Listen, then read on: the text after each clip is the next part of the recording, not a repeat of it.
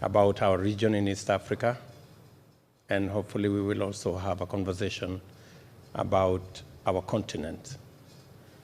I want to, in a very special way, thank my team for putting this together and for Carnegie for providing the platform for us to have this conversation. I am looking forward to sharing my thoughts and perspectives on what I think should be in Kenya and in our region. I am looking forward to sharing my ideas on the next political dispensation in our country. I am looking forward to sharing our thoughts on what contributions Kenya can make in the global stage.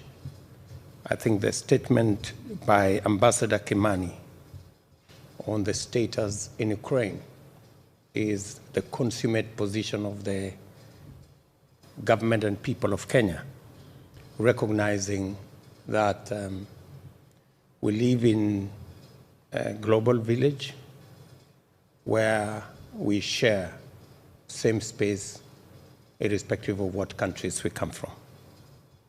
We share the same principles and tenets of human rights and democracy and the rule of law to which we all subscribe.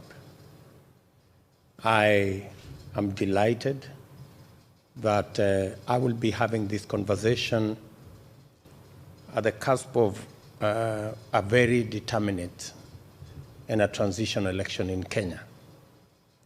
I know we have many friends across the globe who want to know how well we are and how prepared we are for that election. From the position I sit, I want to assure all our friends that Kenya shall continue to be a free country, a democratic country, a peaceful country. And before and after the elections, that will continue to be the case.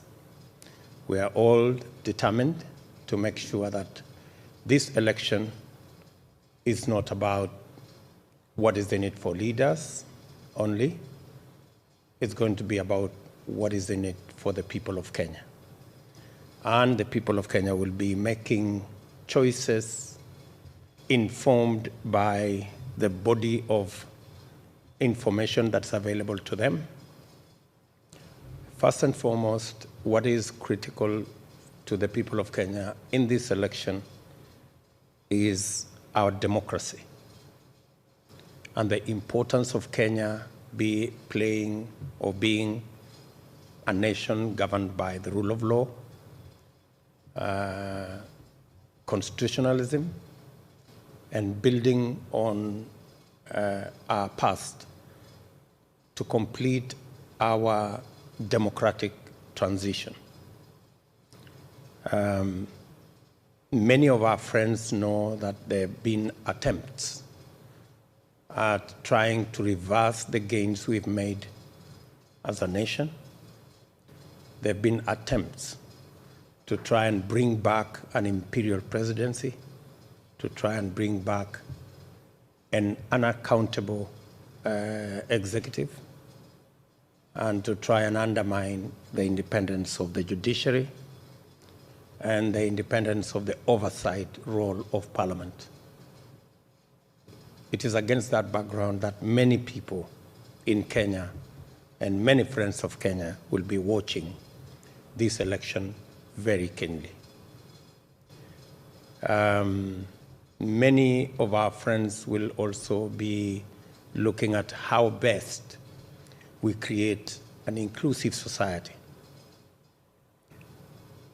because inclusion forms the basis of stability. Threats to stability comes from feelings of exclusion politically, and exclusion economically.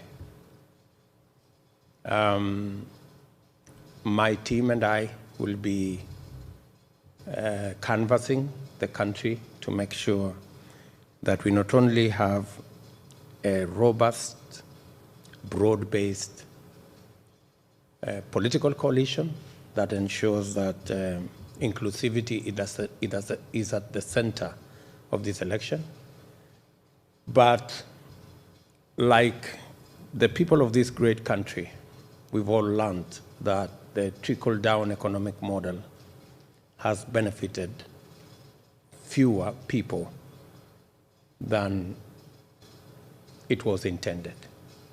And as a result, the bottom-up economic model is the new model that we want to work on to create broader prosperity, more inclusivity that leaves nobody behind. Kenya is not only a player in the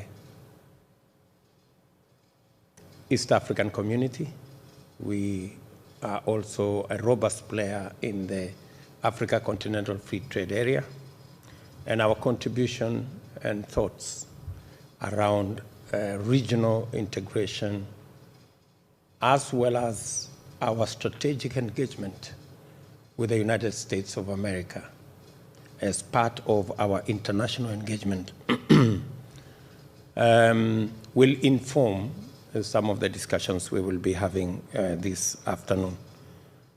I do not wish to say more than that, maybe just to introduce the people in my delegation. I have my dear wife Rachel here with me, and then I have His Excellency Honorable Musalia Mudavadi, who is our former Vice President, who will come along as my colleague. And then we have the rest of the Kenyan delegation. I don't know whether I will ask them to stand up, the rest of the Kenyan delegation. Thank you very much. Thank you. Thank you very much. Just in the interest of time, I would have mentioned all their names, but I think in the interest of time, let's leave it at that. Thank you very much.